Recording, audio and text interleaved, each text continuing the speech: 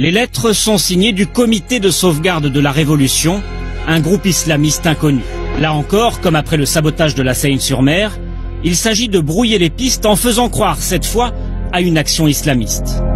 À 2 heures du matin, j'ai été réveillé par une personne qui, s'exprimant avec un évident accent arabe, a répété en gros les menaces qui étaient dans les courriers que j'avais reçus. Et nous avons su qu'effectivement, à partir de là, les lettres étaient rédigées à l'ambassade d'Israël. Vous saviez que le piratage venait de l'ambassade d'Israël, oui, où le Mossad est également installé.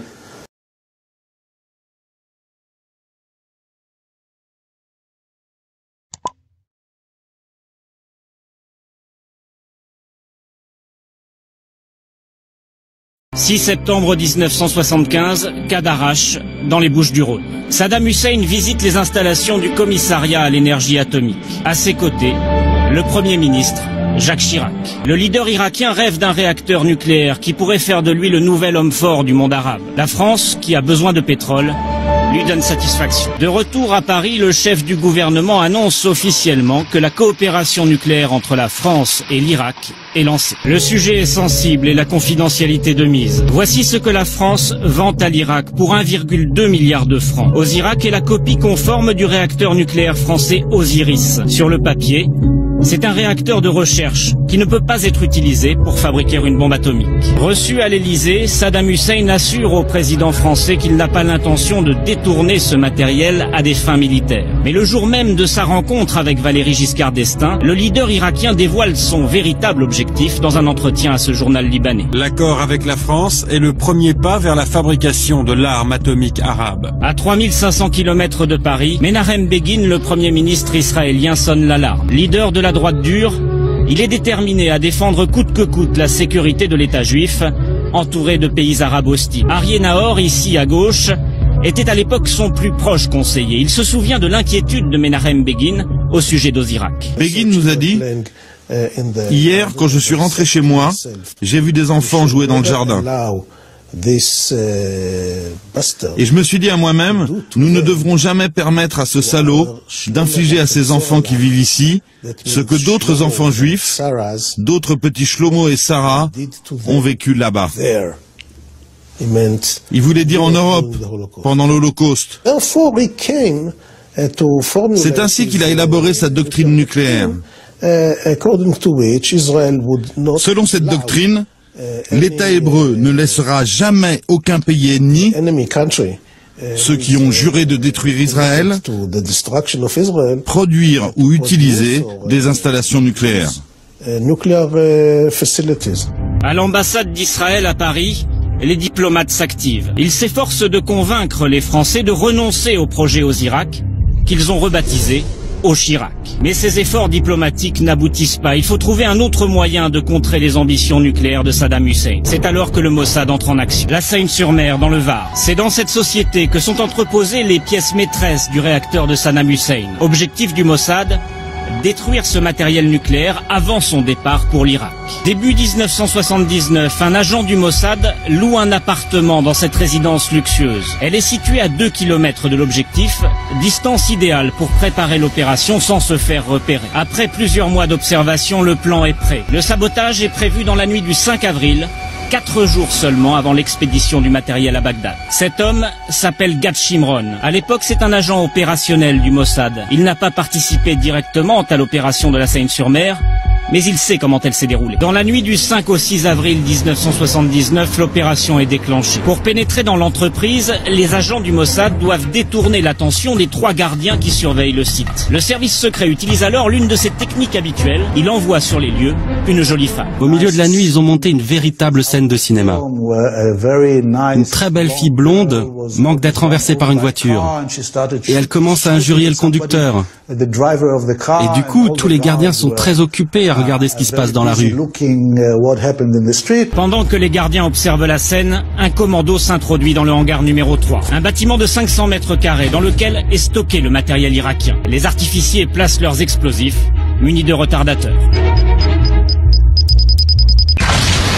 Ce sont 3 charges de plastique qui, en explosant cette nuit dans une des annexes des constructions navales et industrielles de la Méditerranée et de la Seine, ont détruit un lot très important d'éléments destinés à l'industrie nucléaire.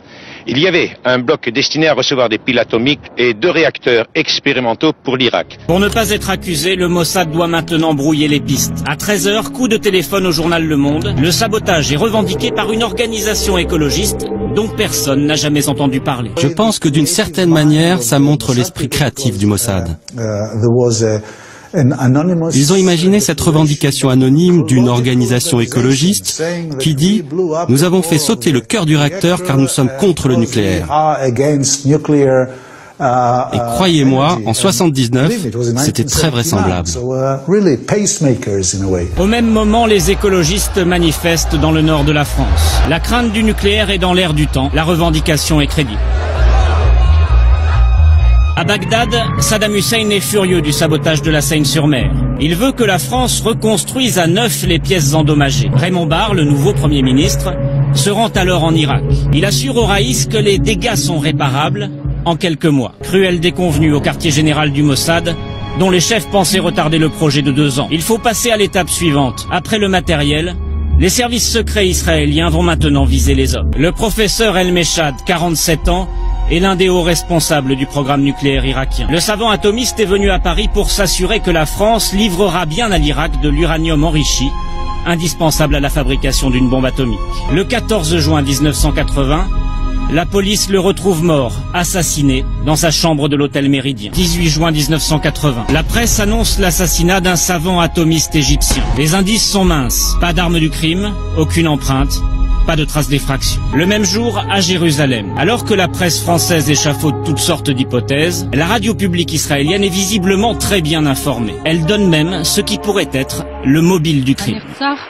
La victime était l'un des rares Arabes faisant autorité dans le domaine de l'énergie nucléaire. Sa mort va retarder d'au moins 2 ans la mise au point d'un armement atomique par l'Irak. L'assassinat est lié au nucléaire, l'affaire est sensible. Elle est confiée à cet homme, Jean Baklouti. Grand spécialiste du contre-espionnage, il est numéro 2 de la direction de la surveillance du territoire. À l'époque, Jean Baklouti fait tout de suite le rapprochement entre le meurtre d'El Meshad et le sabotage de la Seine-sur-Mer, car il n'a jamais cru à la revendication écologiste. C'était bidon, hein. Ne nous faisons aucune illusion. L'explosion est due effectivement au service secret d'Israël. Ça c'est sûr. Oui, c'est sûr. Ne serait-ce que par les explosifs utilisés d'ailleurs. Ces explosifs utilisés étaient des explosifs d'une certaine nature qu'on ne trouve pas ici. Là, on se rend compte que ça ne peut pas être du travail fait par des amateurs. Donc c'était signé, et c'était signé du Mossad. C'est signé du Mossad. Persuadé que le Mossad est également responsable de l'assassinat d'El Meshad, Jean Baklouti enquête dans l'hôtel. En interrogeant le personnel, il apprend que le savant n'était pas seul lorsqu'il a pris sa chambre au Méridien. L'établissement est fréquenté par de nombreuses call girls qui vendent leur charme aux hommes d'affaires de passage pour quelques milliers de francs. L'une d'entre elles accompagnait El Meshad, Marie-Claude Magal, 32 ans. Ce dont nous savons par le concierge de l'hôtel, c'est qu'elle est arrivée à l'hôtel avec Meshad, que c'est elle qui manifestement le guidait, que Meshad a retenu sa chambre à ce moment-là et pas avant. Donc, ce qui est assez inhabituel d'ailleurs pour des gens qui se déplacent comme ça, et que naturellement, elle a passé une partie de la nuit à l'hôtel avec lui. Jean Baklouti reconstitue très vite le scénario du meurtre. Les services secrets israéliens ont payé Marie-Claude Magal pour séduire El Meshad et le conduire au Méridien. Une fois le savant endormi, la call girl quitte l'hôtel, elle téléphone à son employeur et donne le numéro de la chambre, 90-41. Un tueur du Mossad passe alors à l'action. Il monte au 9e étage et se dirige vers la chambre de l'ingénieur. Le meurtre, particulièrement violent, fait plus penser à un crime crapuleux qu'à une opération de service secret.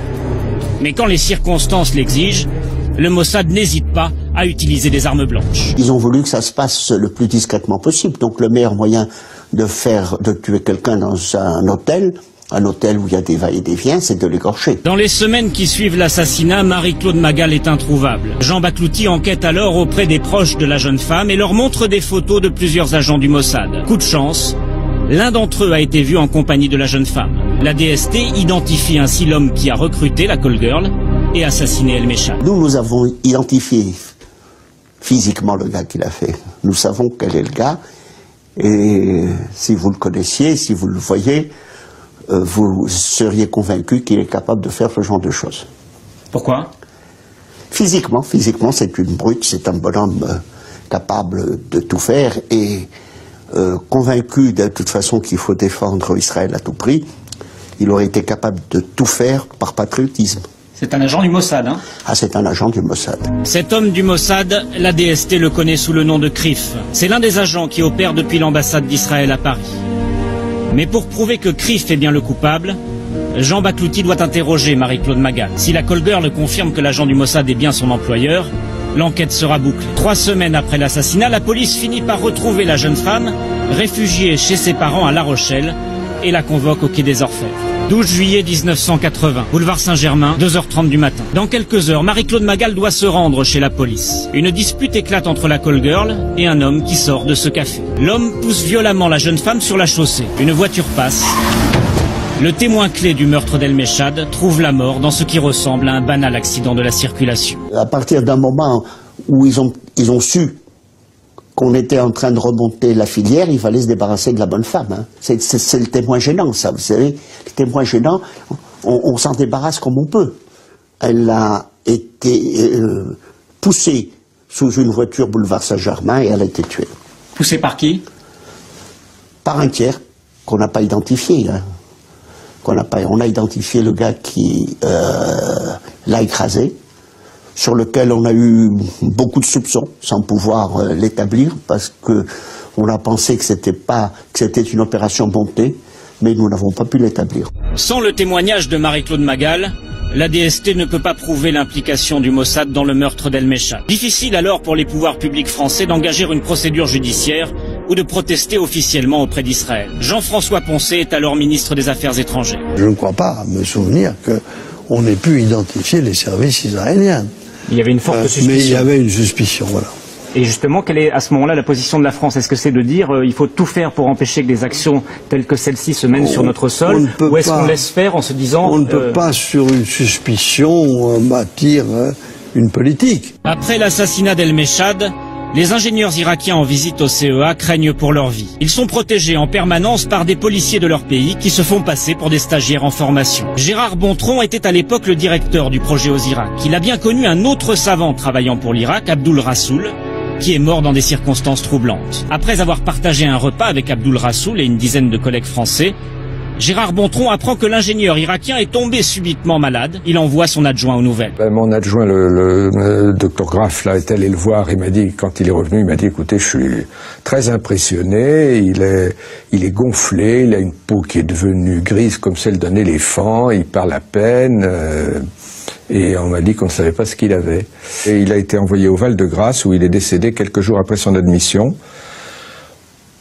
pour choc médicamenteux d'après les médecins du Val-de-Grâce. Et d'après les Irakiens?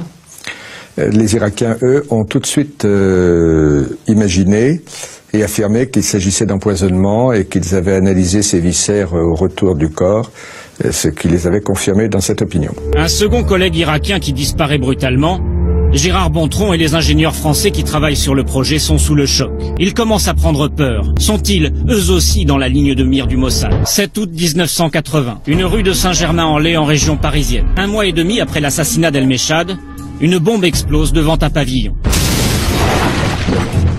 Comme le prouve un coup de téléphone de revendication, la personne visée est Jean-Jacques Graff, l'un des responsables du projet Osirak. Mais les artificiers se sont trompés de cible. Le propriétaire du pavillon s'appelle bien Jean-Jacques Graff, mais il est libraire, sa femme esthéticienne, et ils ne connaissent rien à la fission nucléaire. L'erreur est grossière, mais le message est bien reçu. D'autant que la guerre psychologique ne s'arrête pas là. Après cette explosion, une 50aine de lettres de menaces est adressée aux ingénieurs français. Parmi les destinataires, Gérard Bontron, le directeur du projet. J'avais déjà reçu 2 lettres au moins à mon bureau de Serbag. J'avais reçu aussi une lettre personnelle de menace à mon domicile. La lettre reçue par les ingénieurs français est explicite. Nous apprenons que vous vous apprêtez à repartir pour l'Irak pour suivre les travaux de construction de la bombe atomique au service de l'infidèle sanguinaire Saddam Hussein. Si vous décidez de récidiver, nous ne répondons plus de votre vie, de celle des membres de votre famille et de vos biens. C'est une bonne méthode pour empêcher les ingénieurs français d'aller en Irak.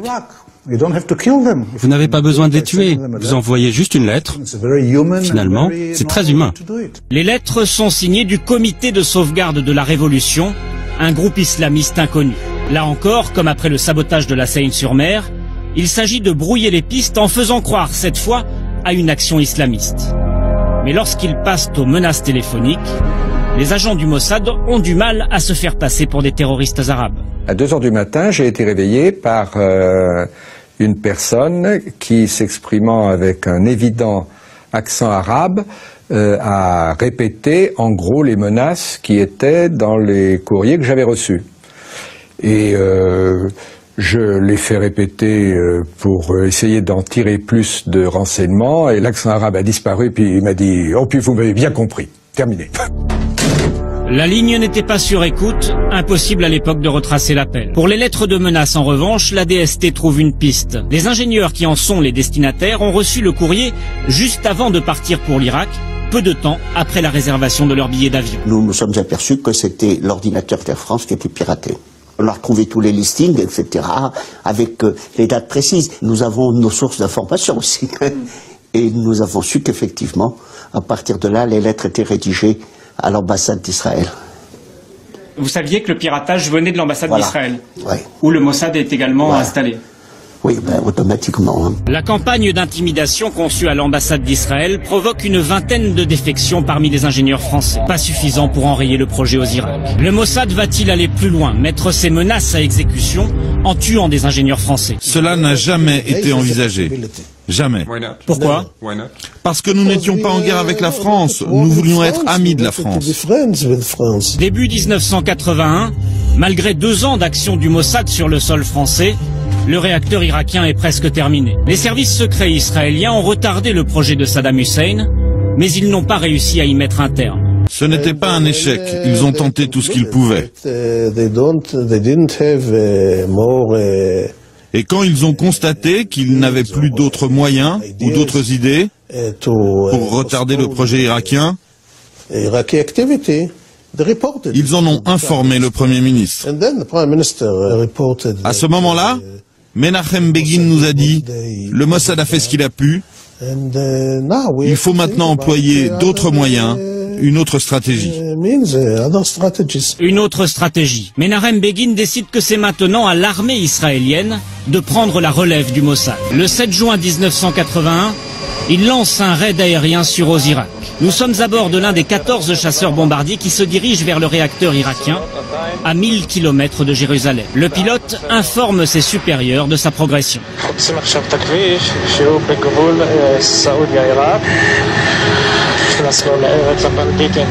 À 18h30, l'objectif est en vue. Les pilotes israéliens lâchent 16 tonnes de bombes sur Osirak.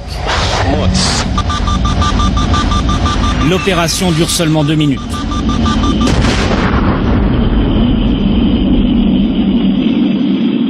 Un ingénieur français de 25 ans est tué lors de l'attaque. Le réacteur nucléaire fourni par la France à l'Irak ne sera jamais reconstruit.